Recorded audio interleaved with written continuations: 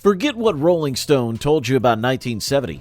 The real story of that year's chart toppers reveals industry secrets, family feuds, and corporate manipulation that the music press buried. Today, we're exposing the truth behind 10 #1 hits that defined a generation.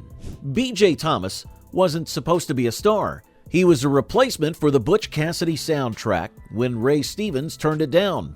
Born in rural Texas in 1942, Billy Joe Thomas started performing in 1958 with a group called the Triumphs, playing honky-tonk bars where fights broke out nightly. What the sanitized biographies won't tell you is that Thomas struggled with severe addiction issues throughout the late 60s, and his record label actually used his dependency to control his career decisions. They knew a desperate artist would take whatever deal they offered. Here's something that'll surprise you. Thomas recorded "Raindrops Keep Falling on My Head" in just 2 takes, but not because he was particularly prepared. He was actually high on pills during the session and barely remembered recording it. The producers were so concerned about his condition that they made him sing it again the next day when he was sober, but the drugged version had such a dreamy quality that they kept it.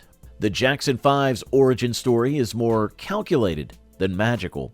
Joe Jackson didn't discover his son's talent organically. He was deliberately grooming them for stardom from 1962 when Michael was just 4 years old. What's rarely discussed is how Berry Gordy Jr. essentially purchased the boys from their father for a fraction of what they'd eventually earn for Motown. The family saw mere pennies from their early success, while Gordy became rich off their backs. The recording of "I Want You Back" involves some shady business that would make your head spin. Diana Ross gets credit for discovering them, but that's pure marketing fiction. The boys were actually found by Gladys Knight, but Motown needed a bigger star's name attached for publicity. Shocking Blue was formed in The Hague in 1967, but their path to success was paved with betrayal and stolen opportunities. The band was originally called The Motions, but when they couldn't get a record deal, they literally stole the name Shocking Blue from another Dutch band who had briefly used it. Lead singer Mariska Veres wasn't even the original vocalist. She replaced a male singer who was kicked out when the other members realized a sexy female voice would sell more records. The creation of Venus is shrouded in controversy that the music industry tried to bury. I'm your Venus, I'm your fire, your desire.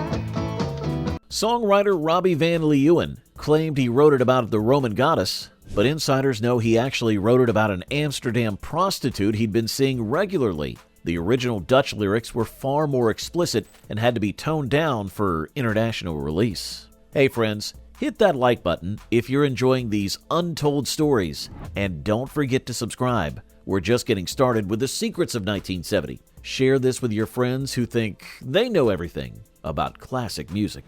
Sly Stone's real name was Sylvester Stewart, and he started making music in 1959. But by 1970, he was already becoming the Howard Hughes of rock and roll. What the press didn't report was that Stone had developed such severe paranoia and drug problems that he was recording songs in a completely isolated studio he'd built in his house, refusing to let even band members in during vocal sessions. His behavior had become so erratic that his bandmates were considering kicking him out of his own group. The recording of "Everybody is a Star" happened during one of Stone's most unstable periods. Everybody is a star, but who could rain and chase dust away? And here's the kicker. He recorded most of the vocals while standing in his closet because he believed the FBI was monitoring his studio through hidden microphones. Even more bizarre, the final mix includes Stone's voice whispering conspiracy theories that were mixed so low most people can't hear them. But if you turn up the volume and listen carefully during the bridge, you can make out his paranoid rants. Simon and Garfunkel were essentially finished as a duo before "Bridge Over Troubled Water"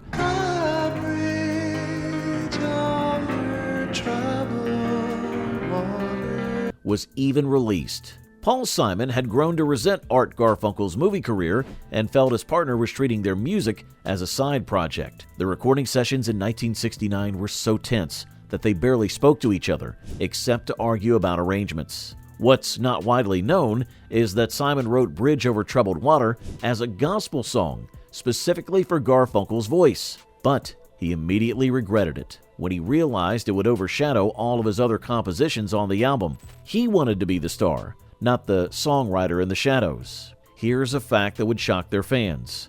Garfunkel almost didn't sing Bridge Over Troubled Water at all. He actually hated the song when Simon first played it for him. Simon had to practically beg him to record it, and even then, Garfunkel only agreed because their contract required one more album. By the time Let It Be hit number 1, the Beatles were already broken up.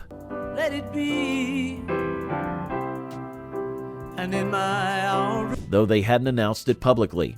The song itself was recorded in January of 1969 during the disastrous Get Back sessions where band members were barely speaking to each other. Paul McCartney had started taking control of the group's direction, which drove John Lennon to frequently show up to sessions high on heroin with Yoko Ono in tow. What most people don't realize is that Let It Be was McCartney's attempt to hold the band together, but the other Beatles saw it as him being preachy and condescending. The shocking truth about Let It Be is that it was heavily altered in post-production without McCartney's knowledge or consent.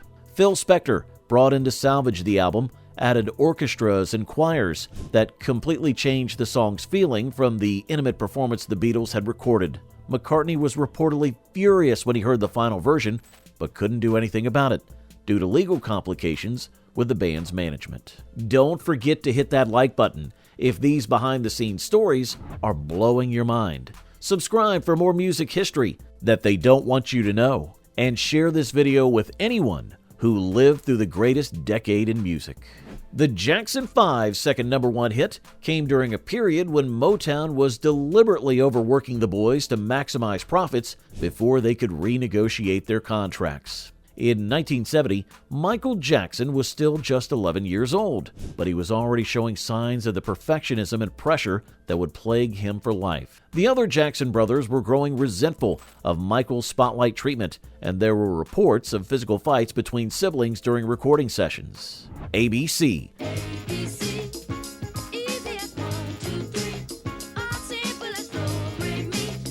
was actually recorded in a single day because Motown was rushing to release it before Diana Ross left the label, taking some of their promotional power with her. Now, here's what's truly wild. The song was originally written for the Supremes, but Gordy decided it was too young for them and gave it to the Jacksons instead. The famous counting sequence that opens the song wasn't planned. Michael just started counting off during a rehearsal take, and they liked it so much they kept it. But there's a darker side. Michael's voice was already starting to change, and Motown was having him take estrogen shots to keep his voice high, a practice that would have serious consequences for his development.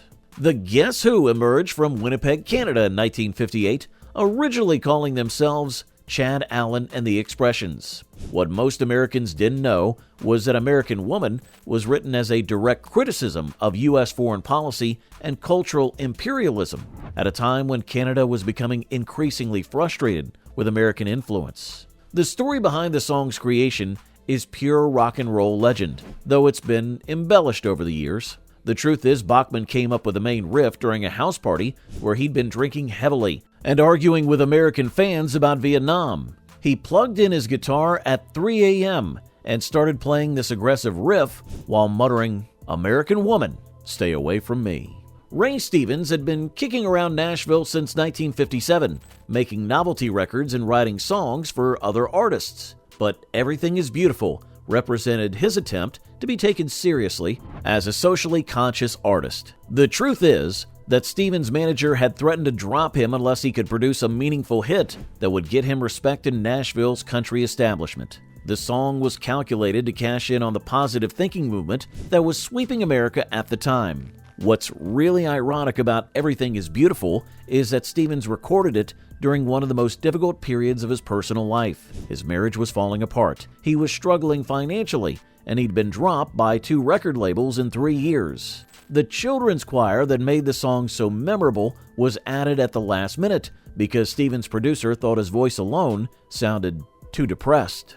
The Long and Winding Road became the Beatles' final number 1 hit. The long and winding road that leads. but Paul McCartney considered it one of the biggest disappointments of his career. Written in 1968 on his farm in Scotland, McCartney intended it as a simple piano ballad, possibly even a solo piece. The song was deeply personal, written while his relationship with Jane Asher was falling apart, and he was questioning everything about his life and career. When he brought it to the band, the other Beatles showed little interest, with John Lennon dismissing it as Paul's granny music. The casual way his bandmates treated something so personal to him epitomized everything wrong with the Beatles by 1970. Phil Spector's treatment of the long and winding road nearly drove McCartney to a nervous breakdown. Spector added a 50-piece orchestra, a choir, and harp arrangements that completely overwhelmed McCartney's delicate piano and vocal performance.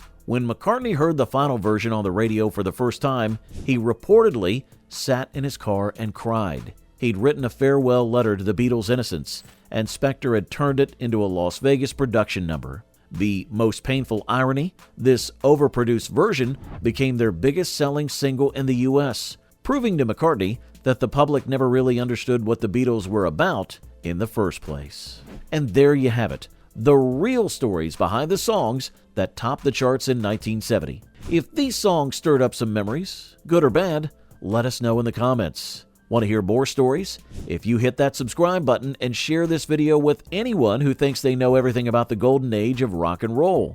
Until then, keep questioning what you've been told about the music that shaped your life.